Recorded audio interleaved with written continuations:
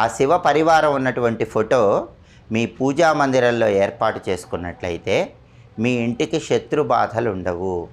మీ ఇంట్లో సభ్యులందరికీ కూడా శత్రు బాధలు తగ్గిపోయి శత్రువులు కూడా మిత్రులుగా మారిపోవటానికి ఈ శివ పరివారం ఉన్నటువంటి ఫోటో విశేషంగా సహకరిస్తుంది.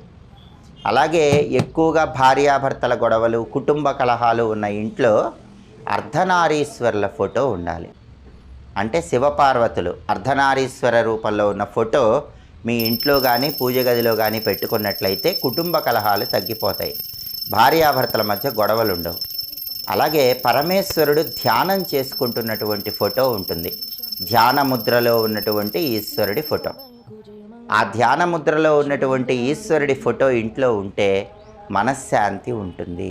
చాలామందికి ఈ రోజుల్లో ఉన్న ప్రధానమైన సమస్య మనశ్శాంతి లేకపోవటం.